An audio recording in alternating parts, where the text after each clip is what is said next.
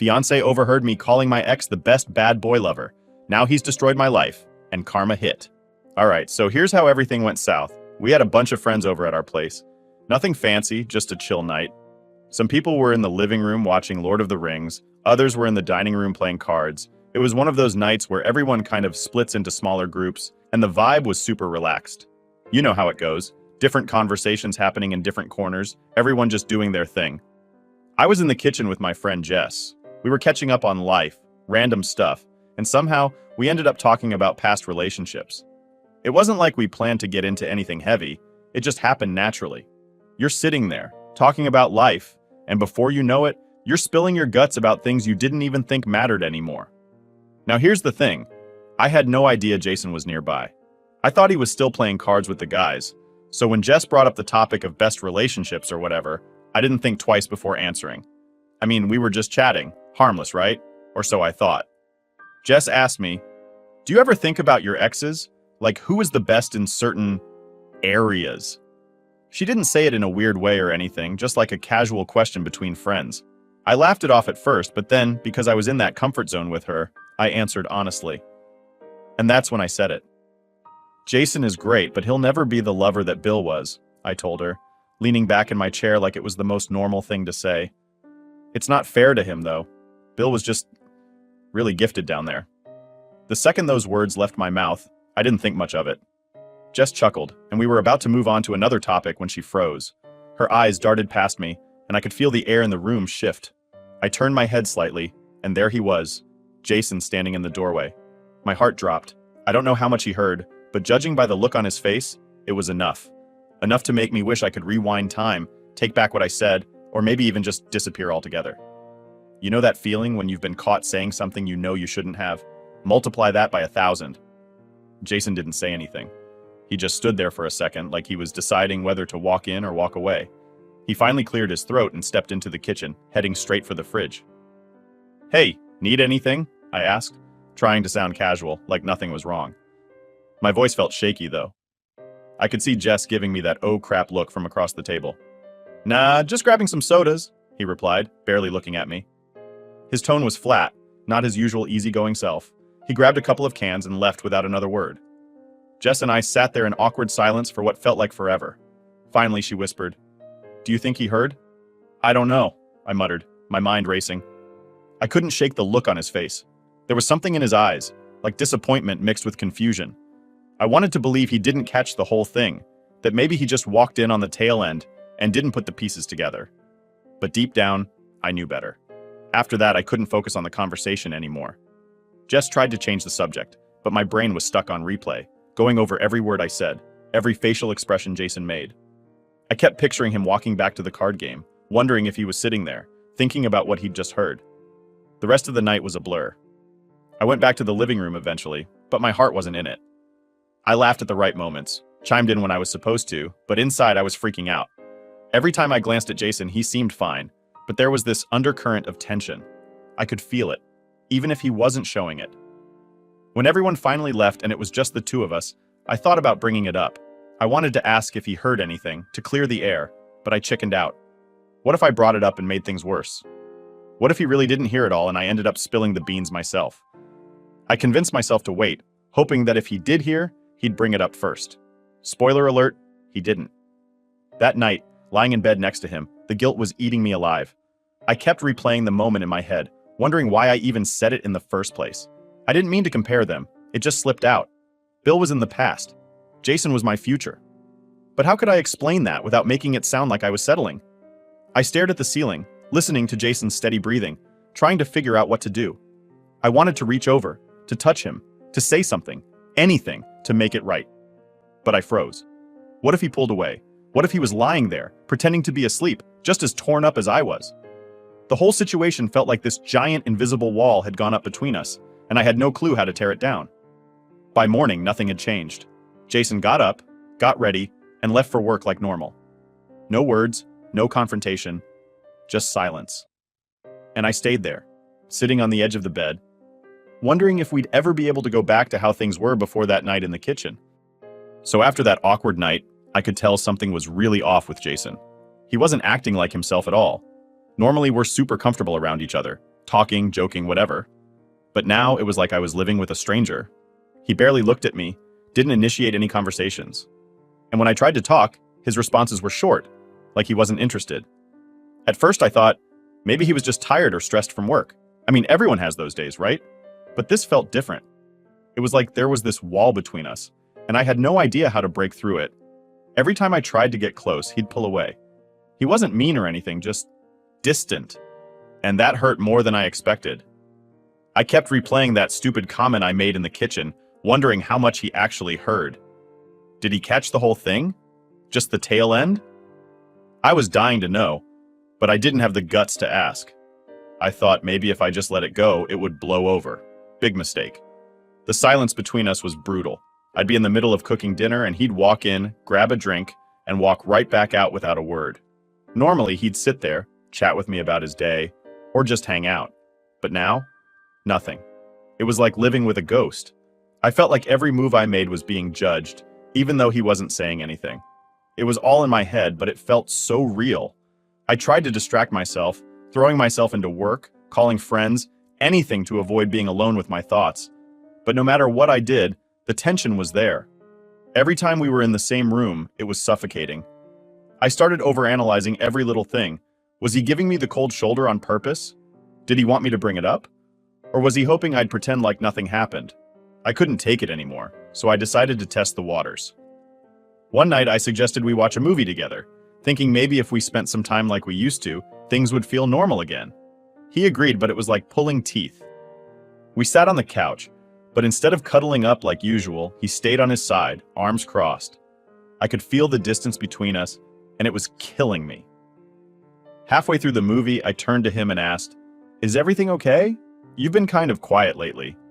It took everything in me to keep my voice steady, to act like I wasn't freaking out inside. He didn't look at me right away. When he finally did, he gave me this half-hearted smile and said, "Yeah, just tired." Tired? Really? That's all he had to say? I knew there was more to it, but I didn't want to push. Not yet, at least. I nodded and went back to watching the movie, even though I couldn't focus on a single thing happening on the screen. My mind was racing, trying to figure out what my next move should be. A few days later, I thought, maybe I need to be more proactive. I started making an effort to show him how much I cared. I'd leave little notes for him to find, make his favorite meals, and just try to be there without being overbearing. But nothing seemed to work. He'd thank me, sure, but it was like there was no real emotion behind it. It was like he was just going through the motions. The worst part was when I tried to be affectionate. I'd reach for his hand and he'd pull away, not in a mean way, but like he just didn't want to be touched. Every time it happened, it felt like another stab to the heart. I couldn't help but think, was this it? Were we broken beyond repair? One night, I decided I couldn't take it anymore. I needed to know what was going on in his head, even if it meant opening up a can of worms. So while we were getting ready for bed, I turned to him and said, "Jason, I feel like there's something you're not telling me. Did I do something wrong?" He looked at me, and for a second, I thought he was going to spill everything. But instead, he just shook his head and said, "No, everything's fine." Everything's fine? That was his answer? I felt like screaming. How could he say everything was fine when it was so clearly not? But I didn't push. I just nodded and crawled into bed, feeling more confused and hurt than ever. That night, I barely slept. I kept tossing and turning, thinking about all the things I could have done differently. Maybe if I had kept my mouth shut in the kitchen, none of this would be happening. Maybe if I was better at communicating, we wouldn't be stuck in this weird limbo. The next day, I decided to give him some space. Maybe he needed time to process whatever was going on. I went about my day, trying not to let the weight of everything crush me. But as the hours dragged on, I realized I couldn't keep going like this. We needed to talk. Really talk. But how do you bring up something like this without making it worse? That evening, I made dinner, hoping we could sit down and have a normal conversation. But as soon as Jason walked through the door, I knew it wasn't going to happen. He was quiet, distant, and barely touched his food. I wanted to ask what was wrong, but the words got caught in my throat. By the time we finished eating, I was at my breaking point. I cleared the dishes, trying to keep it together, but inside I was a mess. I felt like we were on the edge of a cliff, and I had no idea how to pull us back. As I lay in bed that night, staring at the ceiling, I realized I couldn't keep pretending everything was okay. Something had to give, and soon. I just hoped that when it did, we'd be able to come out the other side still holding on to each other. But deep down, I wasn't sure if we could. So, the night everything finally blew up started like any other. Tense and awkward. Jason was doing his usual thing of barely saying 2 words to me, and I was trying my best not to completely lose it. I couldn't take the silence anymore, but I didn't know how to break it without making things worse. Still, I knew it was now or never. We couldn't keep tiptoeing around each other like this. After dinner, we were sitting on the couch, both pretending to watch some random show on TV. I couldn't focus on a single thing happening on the screen. My mind was racing, trying to find the right way to bring it up without making him shut down. But how do you even start a conversation like that? Finally, I couldn't hold it in anymore. I muted the TV and turned to him. "Jason," I said, trying to keep my voice steady, "I need to talk to you." He didn't look at me right away, just kept staring at the darkened screen like he was hoping I'd change my mind. After what felt like an eternity, he finally sighed and turned his head slightly. "What's up?" he asked, his tone flat, almost resigned. I took a deep breath, feeling my heart pounding in my chest. "I feel like there's been something wrong between us, and I need to know what's going on. You've been so distant, and I'm worried." For a moment, he didn't say anything, just sat there, his jaw tight. Then he finally spoke. "You really don't know?" he asked, his voice quiet but firm. That hit me like a punch to the gut. I knew exactly what he was talking about, but hearing him say it made my stomach twist. I tried to play dumb, hoping maybe we could talk about it without diving into the specifics. "I mean, I've noticed you've been acting differently. If I did something to upset you, I wish you'd just tell me." Jason gave a bitter laugh, shaking his head. "You did something, all right." I felt the blood drain from my face. This was it. He was going to bring up the kitchen incident, and there was no way I could talk my way out of it. "Jason, what did I do?" I asked, my voice barely above a whisper. He finally looked me in the eye, and I could see the hurt there, the pain I had caused without even realizing it. "I heard what you said," he admitted, his tone sharper now. "That night in the kitchen with Jess. I heard everything." My heart dropped.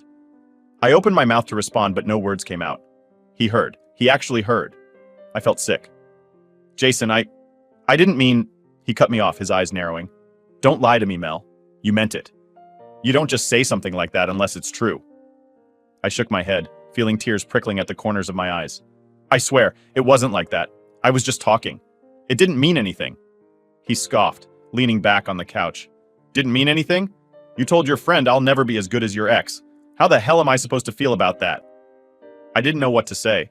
I wanted to reach out, to make him understand that it was a stupid, thoughtless comment, but I could see the damage was already done. "Jason, I'm sorry. I never wanted to hurt you."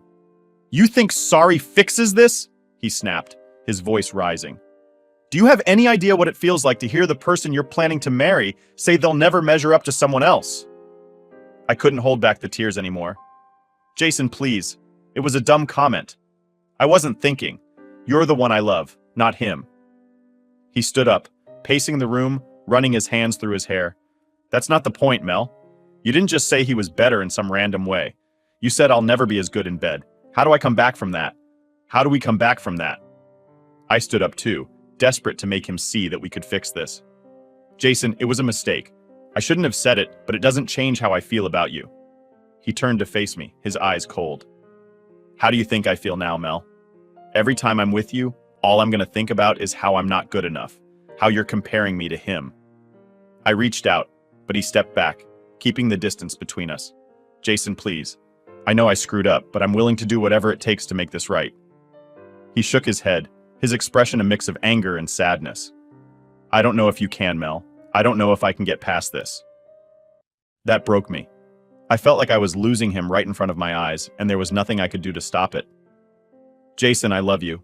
Please don't let this ruin everything we've built together." He sighed, looking away. "I need some time to think." I nodded, not knowing what else to say. "Okay, take all the time you need." Without another word, he walked out of the room, leaving me standing there, feeling more alone than ever.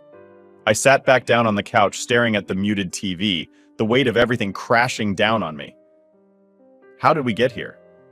How did one stupid comment turn into this? I knew we had a long road ahead, but I wasn't ready to give up. Not yet. I just hoped Jason felt the same way. After Jason walked out that night, I just sat there, staring at the empty room. My mind was racing, trying to figure out what to do next. I knew I had screwed up, big time. But what could I say that I hadn't already? Every time I opened my mouth, it felt like I was making things worse. The next day, I woke up early, hoping to talk to Jason before he left for work, but when I got up, he was already gone. He hadn't even touched the breakfast I made for him. My heart sank. It was like he was avoiding me on purpose, and honestly, I couldn't blame him. I spent the rest of the day replaying everything in my head, trying to think of how to fix it. When he finally came home that evening, I was ready to apologize again, to really lay it all out there. But the second he walked in, I could tell he wasn't in the mood to talk. He looked exhausted, emotionally drained. Still, I knew I couldn't let another day go by without addressing it. "Jason, can we talk?" I asked softly, trying not to sound too pushy. He sighed, dropping his bag by the door. "I don't know, Mel. I'm just tired." "I know," I said quickly. I need to say something, and then you can go rest if you want." He looked at me for a moment, like he was deciding whether or not to listen. Finally, he nodded and sat down on the couch. I sat across from him, my hands fidgeting in my lap. "I'm really sorry," I started, my voice trembling a bit. "I know I hurt you, and I hate that I did. What I said that night, it was stupid and careless. I wasn't thinking, and I never meant for you to hear that." Jason didn't say anything, just stared at me, his expression unreadable. I swallowed hard, trying to push through the nerves. "I love you, Jason. You mean everything to me, and the last thing I ever wanted was to make you feel like you're not enough. Because you are. You're more than enough." He let out a bitter laugh. "You really expect me to believe that after what you said?" I shook my head, tears welling up in my eyes. "I don't know. I need you to know how sorry I am. I wish I could take it back, but I can't. All I can do is try to make it right." Jason leaned back, rubbing his face with his hands. "Mel, it's not just about the words. It's what they mean. You said I'll never be as good as him. How am I supposed to feel about that? Every time we're together, that's all I'm going to think about." "I know," I whispered, my heart breaking. "I know it's going to take time, but I'm willing to do whatever it takes. I don't want to lose you." He sat there for a long moment, then finally spoke. "I don't know if I can get past this. I want to, but I don't know how." Hearing him say that felt like a knife to the heart, but I knew I couldn't give up. "Maybe we can figure it out together," I suggested. "We could talk to someone, get some help. I don't want this to be the end of us." Jason sighed again, looking away. "I don't know, Mel. I need time to think." I nodded, wiping away a tear. "Take all the time you need. Just please don't shut me out." He didn't respond, just stood up and headed to the bedroom. I sat there on the couch, feeling helpless. I hated that I had put us in this situation. I hated that one careless comment had caused so much damage. The next few days were rough. Jason was still distant, and every interaction felt strained. I kept trying to show him that I cared, small gestures like making his favorite meals or leaving notes for him, but nothing seemed to get through. It was like he had built this wall around himself, and I couldn't find a way in. One night we were sitting in the living room again, both lost in our own thoughts. I finally worked up the courage to speak. "Jason, I've been thinking a lot about what you said." He looked at me, his eyes tired. "Yeah?" "Yeah," I nodded. "I realize now that it wasn't just about the words. It's about how it made you feel. And I get that. I've been so focused on trying to fix things that I didn't really stop to think about what you're going through." Jason didn't say anything, but I could see the wheels turning in his head. I took a deep breath and continued. "I know it's going to take time, and I'm not expecting things to go back to normal overnight, but I want you to know that I'm here, and I'm willing to do whatever it takes to make this work." He finally spoke, his voice soft. "It's not just about time, Mel. It's about trust. Right now, I don't know if I can trust you with how I feel." His words hit me hard, but I knew he was right. Trust was something that had to be rebuilt, and I was willing to put in the work. "I understand," I said quietly, "and I'm willing to earn that trust back, no matter how long it takes." Jason nodded slowly, his expression still guarded. "I guess we'll see." It wasn't the reassurance I was hoping for, but it was a start. For the first time in days, I felt a glimmer of hope. It wasn't going to be easy, but I was determined to fight for us. I just hoped Jason would be willing to fight too. After that conversation, I knew we couldn't fix this on our own. No matter how much I apologized or how many times we talked, there was this huge gap between us that words couldn't bridge. So, I brought up the idea of counseling again. I wasn't sure if Jason would go for it, but I figured it was worth a shot. The next evening, while we were both sitting in awkward silence, I finally said, Jason, I've been thinking. Maybe we should see a counselor. Someone who can help us figure this out. He didn't respond right away, just stared at the TV. I held my breath, waiting for his reaction. Finally, he turned to me, his expression tired but not angry. I don't know, Mel. What's the point? It's not like a counselor can change what happened. I know, I admitted. But maybe they can help us understand each other better. Help us figure out how to move forward. He sighed, rubbing his face. I guess it's worth a try. Hearing that gave me a tiny spark of hope. It wasn't a full-on yes, but it was better than nothing. The next day, I found a local counselor who specialized in couples therapy and booked us an appointment. I didn't know what to expect, but I was willing to do whatever it took to save our relationship. When we walked into the counselor's office for the first session, the atmosphere was tense. Jason was quiet, his arms crossed, looking like he'd rather be anywhere else. I couldn't blame him. I felt nervous too. The counselor, a woman named Dr. Taylor, greeted us with a warm smile and invited us to sit. So, she began, why don't you tell me what brings you here today? I hesitated, glancing at Jason. He shrugged, clearly not ready to start. So I took the lead. We've been having some issues with communication and trust, I said carefully. There was an incident a while ago, and it's been hard to move past it. Dr. Taylor nodded, encouraging me to continue. Can you tell me more about this incident? I took a deep breath. Jason overheard me saying something I shouldn't have. Something about a past relationship. It hurt him, and I've been trying to fix things ever since, but it's been tough. Jason finally spoke up, his voice low but steady. She didn't just say something, she compared me to her ex, said I'll never be as good as him in bed. Hearing him say it out loud like that made my stomach twist. It sounded even worse than when I thought about it in my head. I glanced at Dr. Taylor, expecting her to be shocked, but she remained calm and professional. That's a tough thing to hear, she said gently. Jason, how did that make you feel? He leaned forward, resting his elbows on his knees. It felt like a punch to the gut. I've never felt insecure about myself before, but now, I can't stop thinking about it. Every time we're together, it's like there's this voice in my head reminding me that I'll never measure up. I felt tears prickling at the corners of my eyes. Jason, I'm so sorry. I never wanted you to feel like that.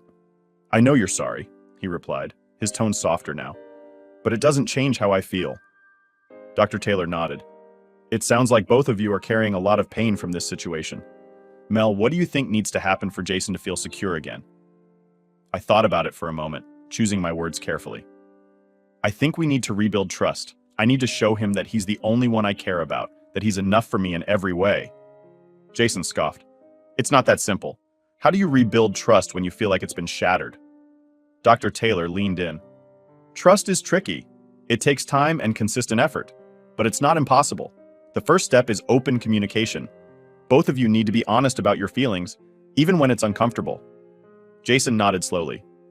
I'm willing to try, but it's hard. I understand, Dr. Taylor said, and it's okay to feel that way. What's important is that you're both here, willing to work through this together. The session continued with us discussing our feelings and how we could improve our communication. It was tough. Every word felt heavy, and there were moments where I wanted to shut down. But I knew we had to keep pushing through if we wanted any chance of fixing things. By the end of the session, I felt emotionally drained, but also a bit hopeful. Dr. Taylor gave us some exercises to do at home, like writing down our feelings in a journal and sharing them with each other. It felt a little weird at first, but I was willing to give it a try. Over the next few days, we followed her advice. Every evening, we'd sit down and share what we had written. It was awkward at first, but slowly, it started to feel more natural. I learned things about Jason's feelings that I hadn't known before, and I hoped he was starting to understand me better too. Our next session was a bit easier. We both opened up more, talking about our fears and hopes for the future. Dr. Taylor guided us through the process, helping us see things from each other's perspective. It wasn't a magical fix, but it felt like we were making progress, little by little. Still, I knew this was just the beginning. We had a long road ahead, and there would be more tough conversations to come. But for the first time in weeks, I felt like we had a fighting chance. The breaking point came on a night that felt like every other. The days were blurring together, tense silences, awkward conversations, and the constant feeling that I was walking on eggshells around Jason. I was clinging to the hope that counseling would eventually help us, but deep down, I could feel the cracks widening. That night, we were both sitting in the living room again. The TV was on, but neither of us was really watching. Jason was scrolling on his phone, and I was pretending to be interested in whatever show was playing. The atmosphere was heavy, like a storm that had been brewing for weeks, and I could tell something was about to give. I couldn't take it anymore. I needed to talk to him, even if it meant opening up another painful conversation. "Jason," I said softly, breaking the silence. "Can we talk?" He didn't look up right away, just sighed and put his phone down on the coffee table. "About what?" he asked, his voice tired. "About us," I replied, my heart pounding in my chest. "I feel like we've been stuck, and I don't know how to move forward." He finally turned to me, his eyes filled with a mix of exhaustion and frustration. "Mel, I don't know if there's anything left to say. We've been over this so many times and nothing's changed." "I know," I said quickly, trying to keep the desperation out of my voice. "But I need to understand where you're at, what you're thinking, what you're feeling. I feel like I'm losing you, and I don't know what to do." Jason leaned back, running a hand through his hair. "I don't know what to tell you, Mel. I've tried to get past it, I really have. But every time I look at you, I hear those words in my head. I hear you saying that I'll never be as good as him." I felt tears welling up, but I forced myself to stay calm. "Jason, I never meant for you to hear that. It was a stupid, careless comment, and I hate that it hurt you so much." He shook his head. "It's not just about hearing it. It's about knowing it's true for you. How am I supposed to be with someone who thinks I'm second best?" "You're not second best," I said, my voice rising slightly. "Jason, I love you. You're the one I want to be with. That comment didn't mean what you think it did." "Then what did it mean?" he shot back, his eyes narrowing. "Because from where I'm standing, it seems pretty clear." I opened my mouth to respond, but found myself at a loss for words. How could I explain something that even I struggled to fully understand? It was just... I don't know, Jason. It was a moment of thoughtlessness. I was talking to Jess, and it just came out. It wasn't about how I feel about you. It was about my past. He laughed bitterly. "Your past? That's exactly the problem, Mel. Your past is always hanging over us. And now it's like it's sitting in the middle of the room, between us, every single day." "I don't want it to be like this," I whispered, feeling a lump in my throat. "I'm trying, Jason. I'm trying so hard. And I'm tired of trying," he said quietly. "I'm tired of feeling like I'm not enough for you. I don't want to spend the rest of my life wondering if you're comparing me to him every time we're together." His words hit me like a ton of bricks. "So, what are you saying? You're giving up on us?" Jason sighed deeply, looking down at his hands. "I don't know if we can fix this, Mel. I don't know if I can ever get over it." I felt the tears spill over, running down my cheeks. "Jason, please, don't say that. We can get through this. We just need more time." "I don't think time is going to fix this," he said softly. "I think we've reached a point where we have to be honest with ourselves. Maybe we're holding on to something that's already broken." I shook my head, refusing to believe it. "No, Jason, we can fix it. We just need to keep trying." He stood up, pacing the room. "I don't know if I have anything left to give, Mel. I feel drained. I feel like I'm constantly fighting a battle I can't win." I stood up too, reaching out for him, but he stepped back, keeping the distance between us. "Jason, please, don't walk away from us. We've been through so much together. Don't let this be the end." He looked at me, his eyes filled with pain. "I don't want to hurt you, Mel, but I can't keep living like this. It's tearing me apart." I felt like my world was crumbling around me. "So what now?" I asked, my voice barely above a whisper. Jason sighed again, his shoulders slumping. "I think we need some time apart. Maybe some space will help us figure out what we really want." Those words felt like a knife to my heart. "Time apart?" I repeated, my voice shaking. "Jason, I don't want to lose you." He reached out, brushing a tear from my cheek. "I don't want to lose you either, Mel. But right now, I don't know how to stay." And with that, he turned and walked out of the room, leaving me standing there, shattered. I collapsed onto the couch, sobbing into my hands. The man I loved was slipping away, and I didn't know how to stop it. I didn't think things could get worse after Jason walked out, but I was wrong. Way wrong. He didn't just leave me emotionally wrecked. He left me financially ruined too. I never realized how much of our life together was held up by him until it all came crashing down. At first, I thought I could handle it. I told myself I'd find a way to move forward, even if it felt like my world was falling apart. But reality hit fast and hard. Jason had been the one managing most of the bills. Sure, I contributed, but he covered the bigger stuff. Rent, utilities, the car payments. I never really thought about it because we were a team. But when he left, so did all that support. I remember the day I got the first overdue notice for the rent. My heart sank. I called the landlord, hoping to buy some time, but they weren't having it. "You're already a month behind," they told me. "If you can't pay by the end of the week, we'll have to start the eviction process." I felt like I was drowning. I tried to scrape together what little money I had, selling stuff online, taking on extra shifts at work, But it wasn't enough. And the hits kept coming. The car we shared? It was in his name. I came outside one morning to find it gone, repossessed. I was stranded, without a way to get to work or even run basic errands. Then there was the health insurance. I didn't even think about it until I needed to refill a prescription. I went to the pharmacy, only to be told my coverage had been canceled. Turns out, Jason had been paying for that too. Without it, I couldn't afford my meds, and my health started to spiral. The worst part? Jason wasn't answering my calls or texts. I tried reaching out, begging for a little help, just to get me through the month. But it was like I didn't exist to him anymore. I wasn't just losing the person I loved, I was losing everything we'd built together. People like to say karma always comes back around, but in this case, it felt like I was the one getting hit with it. I kept thinking back to that one stupid comment I made, the one that started it all. I never imagined it would cost me my relationship, my home, my stability. But here I was, living the consequences. I ended up crashing on Jess's couch for a while after I got evicted. She tried to be supportive, but I could tell she was getting tired of having me around. I couldn't blame her. My life was a mess, and I didn't have a plan to fix it. One night, after another failed attempt to get in touch with Jason, I broke down. "He took everything from me," I sobbed to Jess. "I have nothing left." She hugged me, but there wasn't much she could say. I knew she wanted to help, but this was a mess only I could clean up. I had to find a way to stand on my own again, even if it felt impossible. I started looking for any job I could find, eventually landing a gig at a small cafe. It wasn't great, but it was something. I saved every penny I could, slowly trying to rebuild. But every step forward felt like I was dragging the weight of my mistakes behind me. Months passed, and things started to stabilize. Barely. I was living paycheck to paycheck, constantly stressed, but at least I wasn't homeless anymore. I still thought about Jason every day, though. Part of me hated him for leaving me in this mess, but another part of me knew it wasn't entirely his fault. I messed up, and I had to own that. Looking back, I realize now how much I depended on him, not just financially, but emotionally too. Losing him made me confront parts of myself I didn't want to face. It forced me to grow, to figure out how to survive on my own. It wasn't easy, and I'm still a long way from where I want to be. But at least now, I know I can do it. Karma hit me hard, no doubt about it.